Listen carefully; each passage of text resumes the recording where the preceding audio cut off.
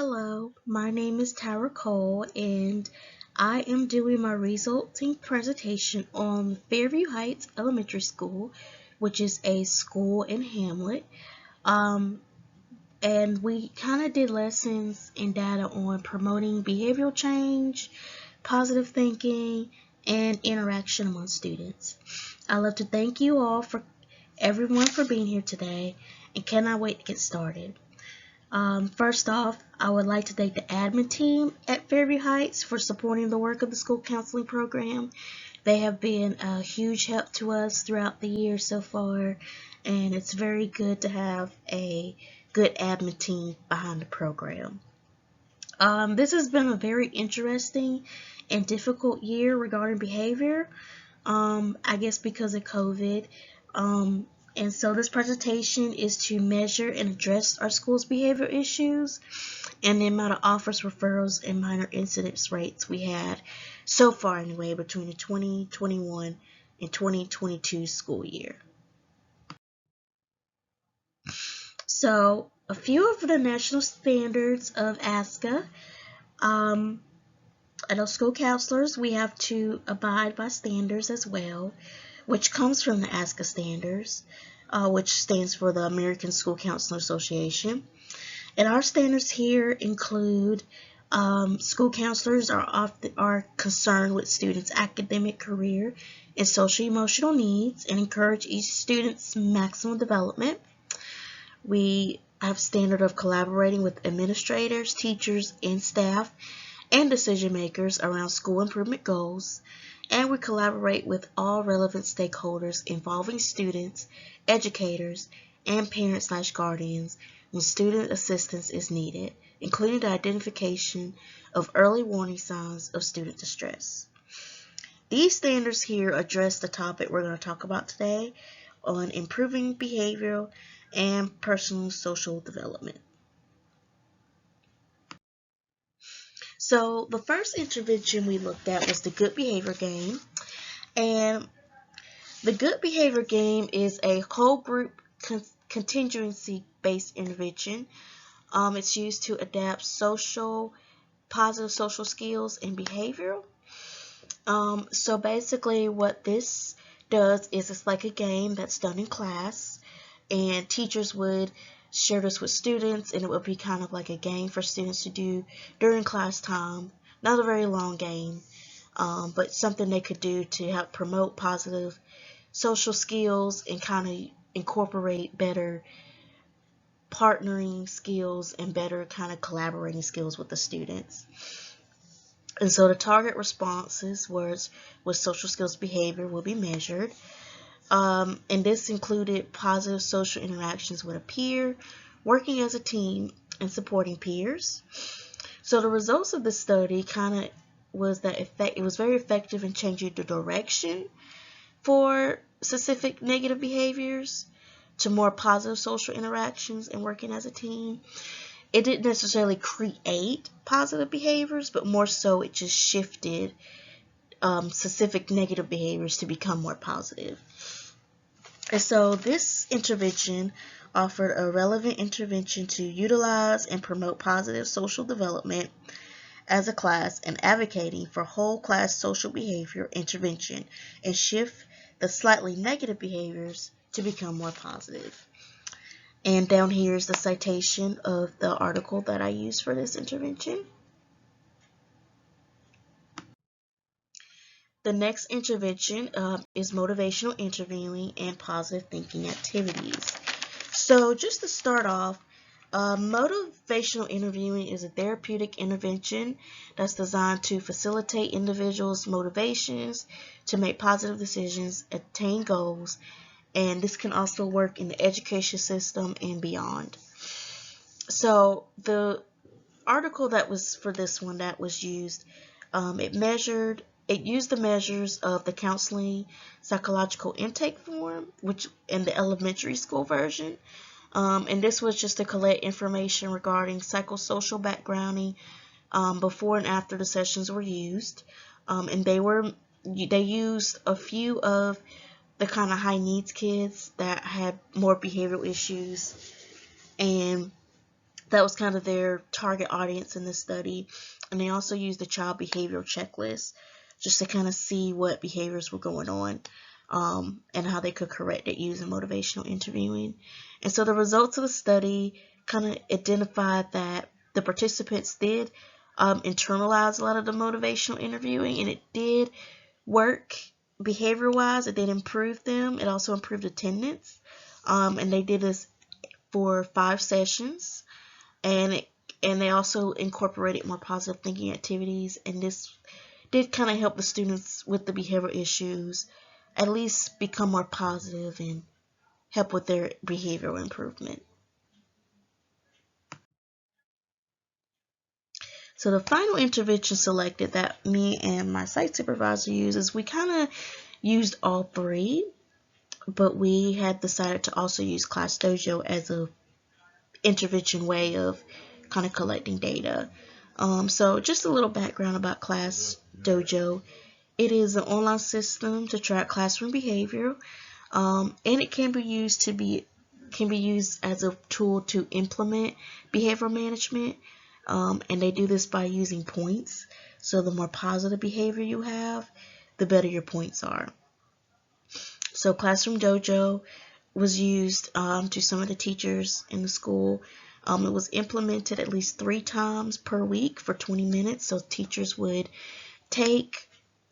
do activity, and if there was positive behavior within activity, the child could get ClassDojo points. Sometimes they would even use their own classroom materials to kind of help, and for 20 minutes, and positive behavior was also rewarded with dojo points. So in addition to the activities, teachers would instruct and encourage students to make mental notes of appropriate peer behavior, and they would have the opportunity to collect dojo points at the end of the time period. So for the reason for this is that once the students reach their goal amount of dojo points, they could be able to receive an award from the PBIS dojo card that we have. And that's basically, the more points you have, the better the rewards are. So it could start off with like pencils, erasers, and then it can move on to certain activities like basketballs and race cars, things kids would like, that was within budget. And then once they would reach that goal, it would reset, and then the students would try again. And if they reached their goal again, then they had a chance to go to get a bigger reward from the dojo card. And so that was kind of what we used for the intervention with tracking behavior was ClassDojo.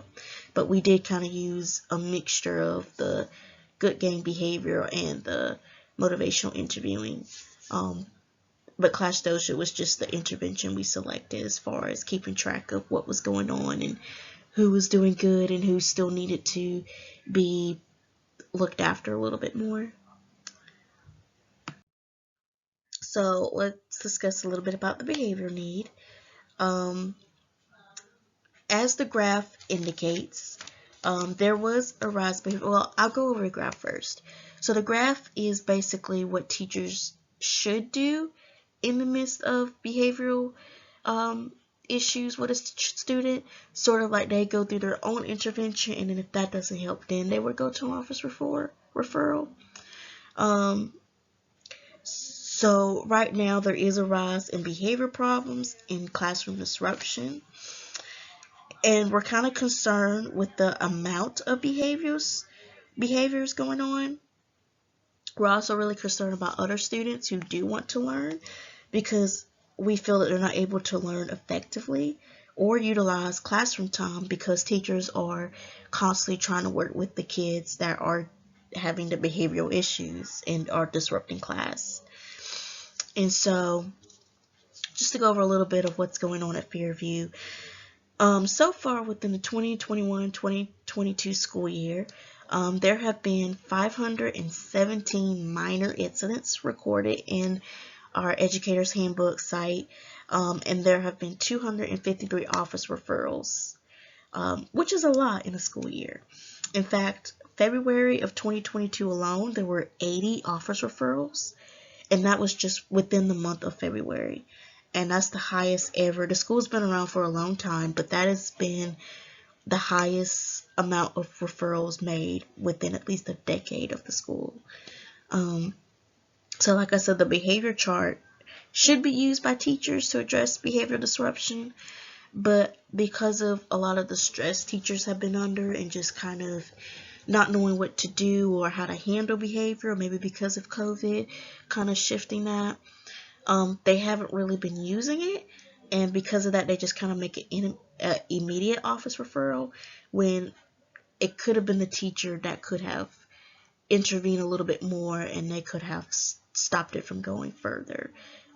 But I think because of that teacher stress, it's just kind of they're automatically referred, which does spike the numbers higher.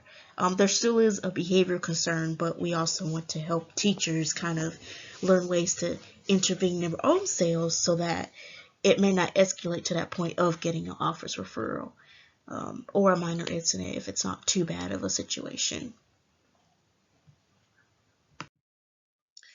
So why is behavior and positive social skills necessary? Well, the research indicates that there is a strong relation between positive social behavior and better academic success and achievement. So the research also indicates that disruptive behavior can negatively impact academic success, not just within the behavioral student, but also with others in the classroom as well. And when we were talking to some of the teachers at Fairview, they agreed that the biggest concern they had as far as classroom was when it came to classroom learning and management, because of the behavior problems going on within certain students and then kind of other students that were disrupting the classroom and kind of interfering with the learning time and the curriculum that needs to be looked at in different classes.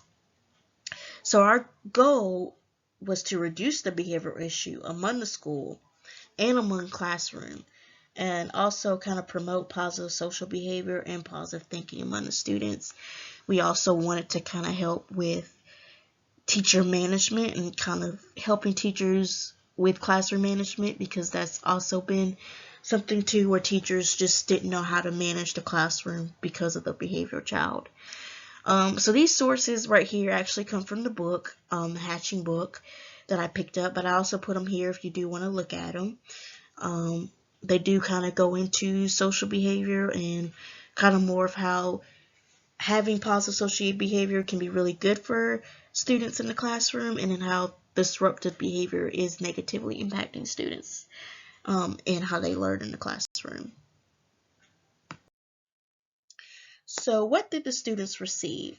So we included all grades, K through 5, so the whole school. We started this in March, and we plan to do this throughout June.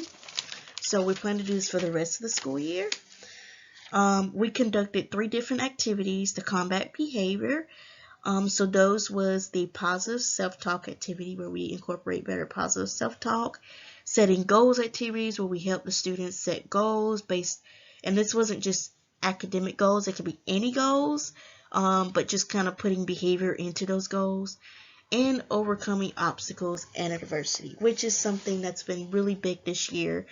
There have been a lot of students that have faced a lot of obstacles, family reasons, environment reasons, COVID reasons. There's been a lot of obstacles within the students lately, and so we want to incorporate that activity as well to kind of get the students to get a little motivated and also feel like they have some control over their circumstance.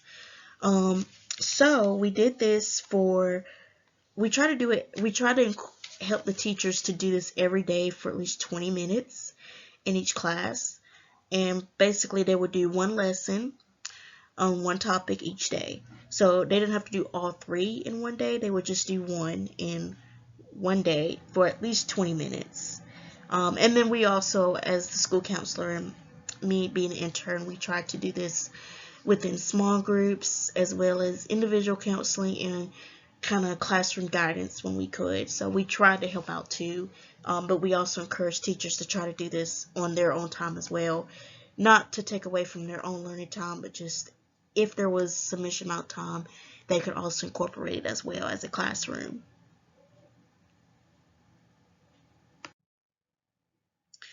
So our school-wide curriculum activities. So we have a curriculum plan, and these are kind of the lessons we put into it. We have Tower of Books, where each grade level will receive a Tower of Books challenge category.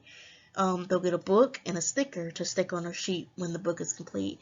So we try to do this in a way to get students more encouraged with reading, because we're also helping the librarian with her AR challenges. And with this, it's that students can pick a category that they feel interesting. So if they love thriller books, if they love nonfiction, it didn't matter which category, they could get a chart based on that category, and we'll give them a book. And then once we're done with the book, they would have a sticker they could put on there to indicate they were done, and then they would get another book and kind of try to go up the tower. And we did this we kind of were able to split the groups, so K through second would have a certain amount of books that were more suitable for them, and then 3 to 5 would have books that were suitable to them, so that they were not all the same books for all the grade levels. We also have the positive self-talk activity that we talked about earlier, and this kind of started in the morning, where each morning students will have a check-in on how they're feeling and their mood, and then kind of go over positive self-talk chart. So basically every morning we encourage teachers to kind of just check in with students, see how their night went, how they're feeling right now, and then the students that felt okay were able to leave and kind of go on to class, and then the students that didn't have a good night or kind of needed some reassurance, weren't feeling the best coming to school, they would just kind of, either the teacher would do it or they would be sent to the counselor, and we would incorporate a positive self-talk chart on kind of ways we can teach them how to talk to themselves in a positive way, and kind of get them into more positive thinking so that they wouldn't feel so down throughout the rest of the day. So we also have a study skills mystery. And this was more so to help teachers with their own curriculum, and this kind of getting students better interested in studying.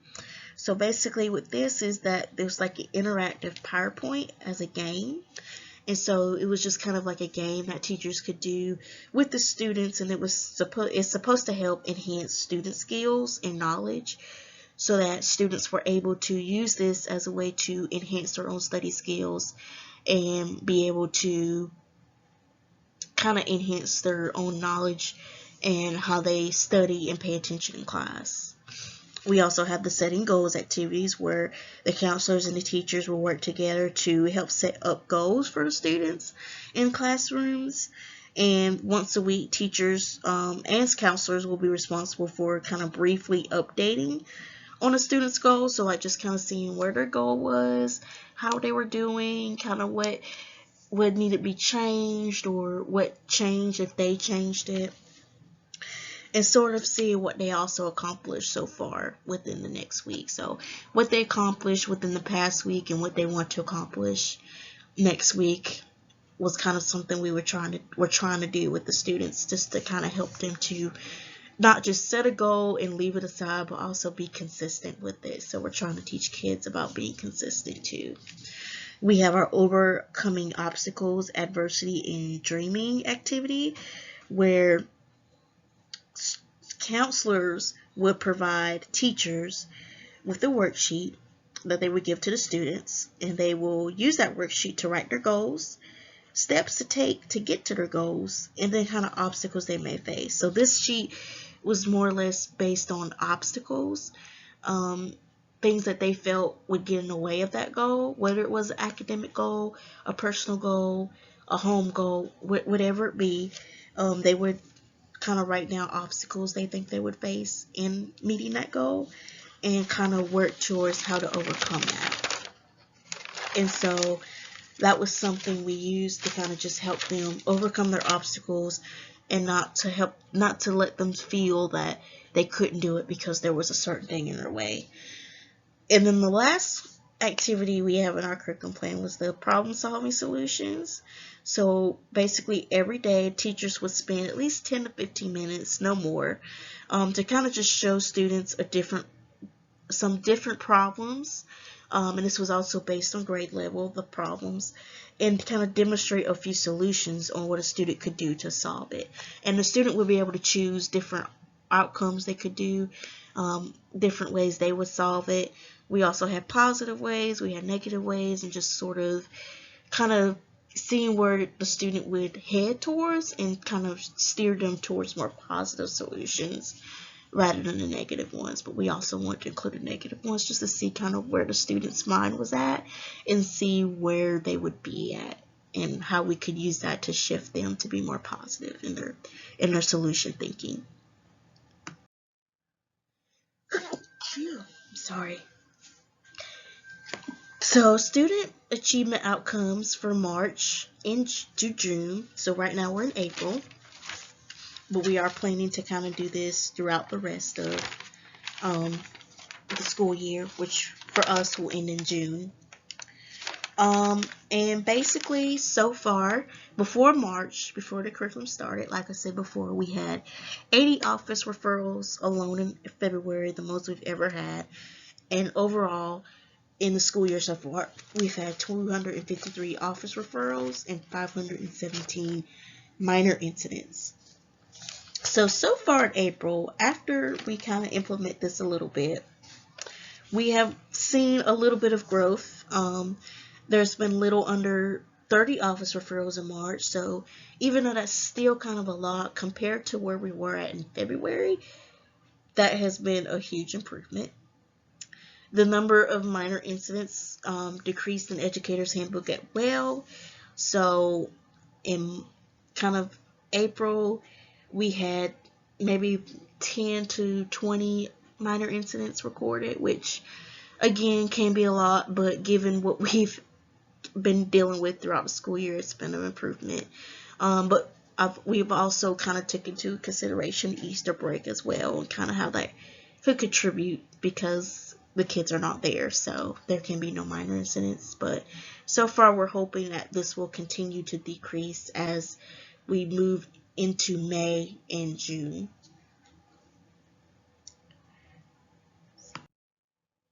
So the results, so the results was Class Dojo. Was that it did help a little bit. There were some limitations that we'll go over now, but it did help a little bit with behavioral, kind of getting the kids motivated to behave better so that they could get points and that they could get the rewards. We did see that this helped more with the younger kids than the older kids, maybe because the younger kids were more enthused about the rewards than the older kids were, but Class Dojo, it did show that it was effective in what they were doing. So some of the limitations that we had with Class Dojo and just in general with our whole curriculum plan so far is that sometimes there would be the teachers and us as counselors would schedule time for the activities for the kids, but a lot of times we couldn't really complete or effectively do the activity because of the lack of time, because teachers may have been behind on lessons and needed to catch up and wouldn't have time to do it, or even just counselors, my site supervisor and I, we would get caught up in something that was a behavioral issue or even just meetings of certain children, and that we were not able to kind of do our regular small group or less guidance lesson or even individual counseling because of things kind of going on and not really having that structure. So that's kind of been a limitation so far. And like we say, Class Dojo was a contributing factor to students' behavior, but if a student was really upset, it didn't really sway them to do better. So if a student got increasingly upset, they didn't really consider Class Dojo as a way to kind of calm down because they want the points. It was just still more disruption because they didn't really care about it. We've also need to do a better job at collecting better data from Class Dojo in the intervention to kind of better understand what is working and what's not working, because right now we don't really have a lot of data to see what's really working and what's not working. But that is something we can also improve upon in May and the little bit of June we have before school is out.